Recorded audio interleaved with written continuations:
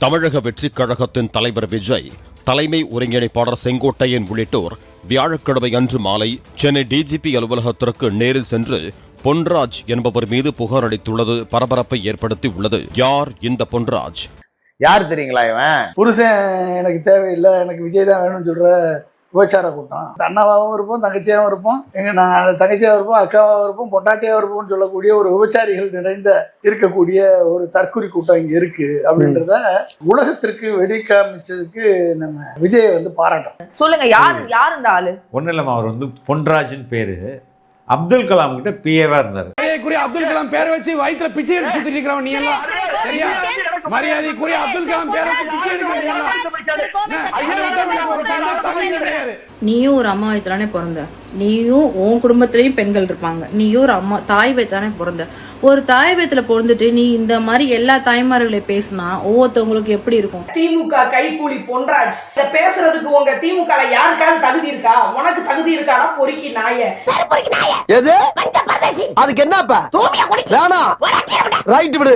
இந்த கிளி கிளிக்கிறாள் எந்த ஒரு காரியா இருப்பா? ஏண்டா விபச்சாரிட்ட போய் தகராறு பண்ணிட்டு காசு கொடுக்க மாட்டேன்னு சொன்னவனை எல்லாம் தமிழக தலைவர்னு கொண்டாடுற நீ எல்லாம் இது பேசலாமா?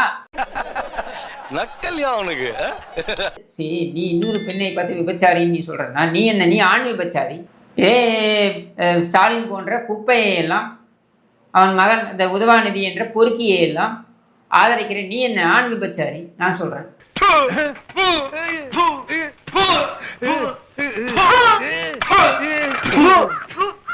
பெரியாரெல்லாம் இப்ப இருந்தா கூட நான்லாம் கல்யாணம் பண்ணிக்குவேன் அப்படின்னு எத்தனை கருப்பு சட்டை போட்ட பெரியாரிஸ்ட் பெண்கள்.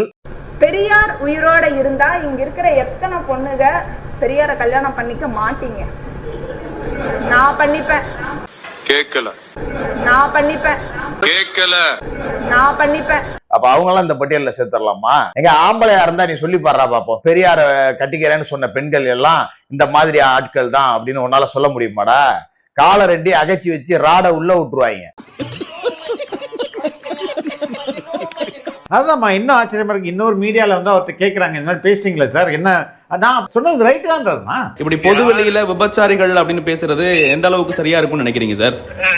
அந்த மாதிரி பேசுறவங்க வேற எப்படி கூப்பிடுவாங்க? அப்படிதானே கூப்பிடணும். இப்ப அவர் கூட சொட்டையா இருக்காரு, நான் போய் நீங்க சொட்டை அப்படின்னு சொல்ல முடியுமா?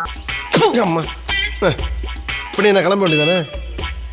அதான் துப்பிட்டில போக வேண்டியதானே? நாங்கர் கேட்குறாரு, கேட்கும்போது இதுக்கு நீங்கள் வருது இல்லையா சார், பெண்களை இந்த அளவுக்கு விபச்சாரியை சொல்கிறீங்களே அப்படிங்கிற மாதிரி கேட்கும்போது அதெல்லாம் இல்லை இப்படின்னு சொல்லும்போது விபச்சாரி தான். எப்படிப்பட்ட ஒரு தற்கொலை கூட்டத்தை எப்படி உருவாக்கி வச்சதுல இப்ப என்ன அர்த்தம்? அப்ப இதை நம்ம என்கரேஜ் பண்ணிட்டே போனா வயசு நிக்கிறது. உன் வயசு என்னையா புத்தி தோணுது உனக்கு? அப்போ உன் மனசுக்குள்ள எவ்வளவு அழுக்கு இருக்கு? நீ சின்ன பிள்ளை, உன் மக வயசு பிள்ளைகளை பார்த்து விபச்சாரின்னு சொல்ற யாரா நீ? சோர்தம் திங்கிறியா இல்லை பியல் திங்கிற பேப்புண்டவனே? இந்த பொழப்புக்கு 4 பேர் பூல உண்மை பொழைக்கிற மாதிரி கிகோலோ பையன். அப்ப இந்த வார்த்தையை இதுக்கு நீங்க மன்னிப்பு கேட்க மாட்டீங்க அப்படி இல்லையா? சோ இந்த வார்த்தையை பயன்படுத்த ஸ்டாண்ட்ல நீங்க உறுதியா இருக்கிறீங்க, இதை பின்வாங்க மாட்டீங்க. இதுக்கு எதுக்கு பின்வாங்கணும்? ஏங்க நீங்க விபச்சாரி நாங்க கூப்பிடணும்.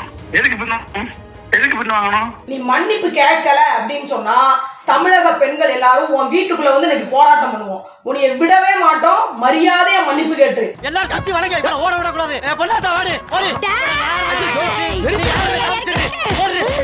அப்போ அதில் மேபி அவருக்கு வீட்டில் உள்ளவங்களும் இருக்கலாம். இதே மாதிரி உங்கள் குடும்பத்துல யாரோ ஒருத்தங்க பேசியிருந்தாங்கன்னா அதே வார்த்தையை தான் பயன்படுத்துவீங்களா நீங்க? யாரா இருந்தாங்க சொல்றேன், ஆமா என் குடும்பத்துல இப்படி பண்ணா கூட நான் அப்படிதான் பேசுவேன் அப்படின்னு சொல்றாரு. அப்ப அவர் எப்படிப்பட்ட ஒரு அப்பாவா இருப்பாரு, எப்படிப்பட்ட ஒரு ஹஸ்பண்டா இருப்பாரு? அவர் வைஃப்லாம் டெய்லி செத்துட்டு இருப்பாங்க போல அவர் கூட வாழ்ந்து. உனக்கெல்லாம் வெக்கமே இல்லையாடா? சோறு தானே திங்கிற. எரிச்சல் வருது உனே, நான் கெட்ட வார்த்தையில திட்டி போயிருவேன். அப்புறம் பெத்தம் கொதிக்குது உன்னை பாக்க போயிரு. இந்த ஃபெமினிஸ்ட் கும்பல்லாம் நிறைய சுத்திட்டு இருக்கும் தெரியுமா? திமுக மாதர் சங்கம் ஏன் இவங்கெல்லாம் குரல் கொடுக்கலாம்? இந்த மாதர் சங்கம் கிளம்பும், ஒருத்தவங்க சொந்த பிரச்சனையில மூக்க நுழைச்சு அவங்க மகளிருக்கு எதிராக பேசினாங்க, அவங்களை கேட்கலன்னு சொல்லி மாதர் சங்கம் கிளம்பும். இப்ப அந்த மாதர் சங்கம்லாம் எங்க போச்சு? இப்ப எங்க போனாங்க இந்த மகளிர் போராளிகள், மாதர் சங்க புடுங்கிகள் எல்லாமே எங்க போனாங்க? இப்ப இவ்வளவு ஆபாசமா பெண்களை பொதுவெளியில் விபச்சாரின்னு பேசுற அளவுக்கு உங்களுக்கு தைரியத்தை கொடுத்துருக்கு. இந்த மாதர் சங்கம்லாம் இப்ப எங்க போச்சு? வாய மூடிட்டு இதெல்லாம் பேசுறதுக்கு யாருக்கும் இப்ப வக்கு இல்ல, யாருக்கும் துப்பு இல்லையா? இப்ப இவனை பிடிச்சி அடிக்கலாம் பாப்போம். எங்க போச்சு இந்த மாதர் சங்க போராளிகள், போலி போராளிகள் எல்லாம் எங்க போனாங்க? கனிமொழி எங்க போனாங்க? இந்த பொன்ராஜ் மாதிரியான ஆளுங்க இப்படி பச்சையா விபச்சாரின்னு பேசுற அன்னைக்கு அவனெல்லாம் தூக்கி போட்டு மிதிச்சு உள்ள தூக்கி சொருகி இருந்தீங்கன்னா அடுத்தவனுக்கு பேசணுங்கிற துணிச்சல் வராது. எவ்வளவு பெண்களுக்கு எதிராக பாலியல் வன்கொடுமை நடந்திருக்கு, நீ எல்லாம் ஒரு பெரிய மனுஷன் என்னைக்காவது அதை கேட்டிருக்கியா? அதை பத்தி பேசிருக்கியா? நம்ம ஆட்சிதானே நடக்குது, இதெல்லாம் கேட்கறதுக்கு நமக்கு தகுதி இல்லையே, துப்பு இல்லையே. இந்த மாதிரி பாலியல் வன்கொடுமைக்கெல்லாம் எதிராக நம்மளால எதுவுமே பேச முடியலன்னு திராணி இல்லைன்னு என்னைக்காவது யோசிச்சிருக்கியா? ஒரு பெரிய மனுஷன் அதுக்கு பேசிருக்கியா? இந்த இடத்துல இப்படிதான் பேசணும் அப்படின்னு தெரிஞ்சுக்காதா? ஒரு பிரசிடென்ட்டுக்கு பிஏவா இருந்திருக்கவரை அப்படி தெரிஞ்சிருக்காதா? நீ எல்லாம் என்ன, நீ வந்து அப்துல் கலாமுக்கு ஆதரவாளரா, அப்துல் கலாமுக்கு ஆலோசனை கொடுத்து என்னத்த புடிங்கிருப்ப நீ? அப்புறம் ஒரு தற்குறியா இருந்துகிட்டு பெண்களை பத்தி இவ்வளவு கேவலமா பேசிட்டு அவங்களுக்கு விஜய் பிடிச்சா உங்களுக்கு என்னங்க வந்தது? நீங்க யாருங்க சொல்றதுக்கு? நீ பேசுறத நீ பேசிட்டு இருக்கீல விபச்சாரின்னு, அது வந்து உன் பொண்டாட்டி கிட்ட சொல்லு, உன் மகள் கிட்ட சொல்லு, உன் குடும்பத்தை சார்ந்த எல்லா பெண்கள்ட்டையும் சொல்லு. தொடப்பக்கட்டையிலே எடுத்து அடிச்சு சோறு போட மாட்டாங்க. அறிவு கிட்ட நாயே, நீ ஒரு பொம்பளை பிள்ளைய பெற்றிருக்கியா இல்லையா? பைத்தியக்கார எச்சக்கல நாயே, அசிங்கமா இல்ல? சோத்த திங்கிறியா இல்ல என்னத்த திங்கிற? சட்டம் ஒழுங்கு பிரச்சனை வந்து பெண்களுக்கு எதிரான வன்முறை, குழந்தைகளுக்கு எதிரான வன்முறை இல்லாத ஏதாவது ஒரு நாடு இருக்கா? பெண் குழந்தைகளுடைய தாய் தந்தையர்கள் அது வந்து காட்டுக்கு போய் பாத்ரூம் போறேன்னா கூட கூடைக்கு துணைக்கு யாராவது போகணும். ஒவ்வொரு வீட்டுக்கும் ஒரு பெண்ணுக்கும் ஒரு போலீஸ் பாதுகாப்பு போட முடியுமா? எந்த நாட்டிலையும் போட முடியுமா? பெறக்கூடிய ஒவ்வொரு குழந்தைகளுக்கும் போலீஸ் பாதுகாப்பு கொடுக்க முடியுமா? அந்த பொண்ணு ஒரு புதர் பின்னாடி போய் மறைஞ்சு நின்றுட்டு இருந்தது. அப்ப வந்துட்டாங்க. ஏன் புதர் பின்னாடி போகணும்? நீ வந்து ஹாஸ்டல்ல படிக்கிறீங்க, நீங்க ஹாஸ்டல்ல படிக்கிறதுல எதுக்கு நீங்க 10 மணிக்கு போய் அங்க போய் போறீங்க? உடனே போலீஸ் எல்லா இடத்துலயும் லைட் போடும். போலீஸ் தெருவுகளுக்கு போடுவாங்களா, புதருக்கு லைட் போடுவாங்களா? எல்லா வேலையும் போலீஸ் எப்படி செய்ய முடியும்? அப்படி இருக்கும் பொழுது நீங்க திமுகவுக்கு மட்டும் ஓட்டு போடுவது நமக்கு சிறந்தது, தமிழ்நாட்டுக்கு சிறந்தது. சார் இவர் என்ன பண்ண சார்? அதுக்கு இந்த எஸ்வி சேகர் ஒருத்தர் வராரு. அந்த புதருக்குள்ள அந்த டைம்ல இந்த பொண்ணுக்கு என்ன வேலை அப்படின்னு சொல்லிட்டு இந்த பொண்ணு எதுக்கு போகணும் அப்படிங்கிறது. அந்த பொண்ணு ஒரு புதர் பின்னாடி போய் மறைஞ்சு நின்றுட்டு இருந்தது. அப்ப வந்துட்டாங்க. ஏன் புதர் பின்னாடி போகணும்? யோசிச்சு பாருங்க. உடனே போலீஸ் எல்லா இடத்துலயும் லைட் போடும். போலீஸ் தெருவுகளுக்கு போடுவாங்களா, புதருக்கு லைட் போடுவாங்களா? இவர் பத்தியா புதர்ல லைட் போட முடியுமான்னு கேட்கிறாங்க. இந்த கேட்கிறாரு. தப்பு யார் மேல? நம்ம 2026 இருக்கிறோம். இந்த காலகட்டத்தில் கூட ஒரு வீட்டுல கழிப்பறை இல்லை. அதனால அந்த பொண்ணு ஒரு புதருக்கு போய் தன்னோட காலை கடனை முடிக்க போயிருக்கு. அங்க அந்த பெண்ணுக்கு அப்படி ஒரு சம்பவம் நடந்துச்சு. பொண்ணு என்ன தப்பு பண்ணுச்சு? கழிவறைகள் உங்களுக்கு பில்ட் பண்ண உங்களுக்கு துப்பு இல்ல. அப்ப தப்பு யார் மேல? இப்படிப்பட்ட வாழ்க்கை தரத்தை உயர்த்தாம இருக்கிறது யாரு தப்பு? அரசோட தப்பு. திராவிட மாடல் 2.0 சொல்றீங்களே, எங்க கழிவறைகள்? ஒரு சாதாரண ஒரு கிராமத்துல கூட உங்களோட வளர்ச்சி தேவை இல்லையா? வெக்கமே இல்லாம அந்த பொண்ணையும் அந்த நேரத்துல அங்க போனுச்சு, காட்டுக்குள்ள போனுச்சு. இதுல இருந்து எல்லார் வீட்லயும் வந்து போலீஸ் போட முடியுமா? அந்த பொண்ணை போய் பாவம் இவ்வளவு கேவலமா நீங்க பிளேம் பண்றீங்களா? அப்ப அவங்க மனநிலை எவ்வளவு கரப்டடா இருக்கு. எந்த அளவுக்கு ஒரு பேசிக் சென்ஸோட இந்த நாய்ங்க கூட்டம் இப்படி இருக்காங்கன்னு பாருங்களேன். இந்த திராவிட பாலியல் முன்னேற்ற கழகம், திராவிட விபச்சார முன்னேற்ற கழகம். நீ கேட்ட ஒவ்வொரு கேள்வி என்ன செருப்பால அடிச்ச மாதிரி இருக்குடா. மாதிரி இல்ல, உண்மையிலே செருப்பால தான் அடிச்சது. சரி சரிப்பா, புதர்ல போலீஸ் லைட் அடிச்சு பார்க்காது.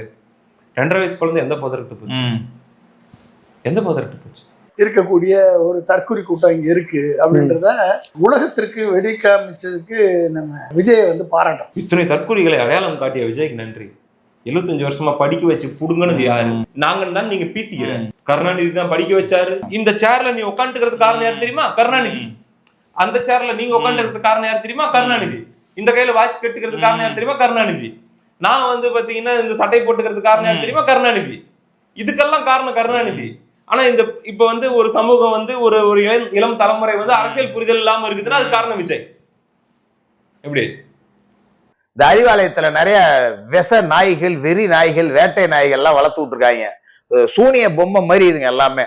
ஸ்டாலின் அப்படியே ஒரு குச்சை வச்சுட்டு காலையில வாக்கிங் போற குச்சி இருக்கு பாருங்க, அந்த மாதிரி ஒரு மந்திர குச்சை வச்சு ஏவி விட்டுருவாரு, போய் விஜயை கடி அப்படின்னு சொல்லிட்டு. அது மாதிரி கடிக்கக்கூடிய வெறிநாய்கள் இதெல்லாம்.